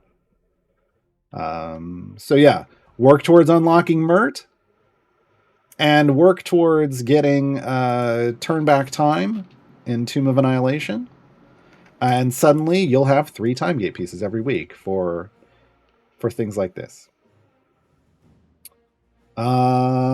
Nerfy, hello, Gaarawarr Duckmaster. Okay, we've been playing some duck games lately on my channel. When is it possible for a new account to do tier... well, no. I'm already stopping this. Oh, I'm going to read it. When is it possible for a new account to do tier 3 and tier 4 variants for the monthly events? No. That's not... It wouldn't be a new account anymore. So a new account is going to do tier 1. Like a brand new account would do tier 1. You then need to accrue power to be able to complete tier 2. You could still be fairly new-ish, like maybe a month in or so, and be able to complete tier 2. Maybe less. Sometimes some new accounts, like when there was a giveaway promotion that actually gave away 5 solid champions that worked really well together, the Absolute Adversaries. People that started on a brand new account then were clearing tier 3 because they were given 5 strong, cohesive champions and a bunch of gold chests for them, right? Like that's a give. There's powers in those giveaways. But you need power to progress through the tiers. So a new account can never finish tier 3 and tier 4 unless they have lots of power. They can either spend lots of money up front, or you can just play the game for free and accrue that power over time. It took me... So I played my recent account 87 days, only 5 days a week, 4 to 5 hours a day. It took me 87 days. I completed all of tier 3 except for 1 variant in the last event. This event I would have been able to complete all of tier 3. So, that was a lot of time, right? But that's what it takes. It takes power, and you can either accrue that power slowly, or you can spend for it, or you can get a giveaway. But it's power. It's not about a new account. Normally, it doesn't do tier 3 or tier 4. That's permanent progression, long-term progression. Tier 4 is a lot. It takes a lot of power. Last question of the day is, Alers, when you get an item of a higher tier, so I think you mean higher rarity, and it replaces the lower rarity, what happens to the item levels on the lower rarity? It's not how this works. So you need to think of it in a different way. So let me twist your brain a bit. There are 6 item slots, and each slot can hold multiple types of power. It can hold an item of a rarity, and that rarity can be white, green. We're going to do colors: white, green, blue, purple, or common, uncommon, rare, and epic. Those are the rarities. Legendary is its own thing. It can also hold a legendary effect, which colors it as if it and acts like it's a rarity, but it's not. It can hold item levels. It can hold gilding, and it can hold pigments. Okay, so there's 5 things an item slot can hold. Right? I can have a white level 1 item, and it can be shiny, so it can be gilded. So it can have 3 types of power in it, and it's in that slot. And then I can dump a bunch of blacksmithing contracts and ramp it up to level 100 for some reason.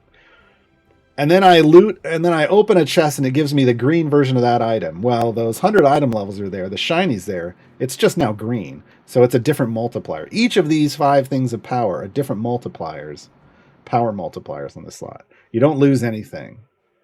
You can only ever go up. So it's not that you had an item and you boosted its level. You have an item slot, and you raised the item level in that slot, and then you change the rarity of the item to give you a larger base multiplier. And hopefully that makes more sense. That's going to be it, folks. We're done. We made it through despite technical difficulties. I know it was a little rough, but I appreciate you all hanging with us. This is the last stream of the week on this channel. Streams will return on Tuesdays. However, I stream on my channel, twitch.tv/Gaarawarr. I'm going to post it in chat. On Mondays and Wednesdays, I stream Idle Champions on a show called Idle Chatter, so you can come by and ask questions then and see me playing Idle Champions. However, I stream other games the rest of the week. In fact, in about an hour-ish, because I got to go get lunch, I'm going to be streaming on my channel. Come by, hang out. We play a variety of different games. Currently, we're playing a game called For the King 2. For the King 2.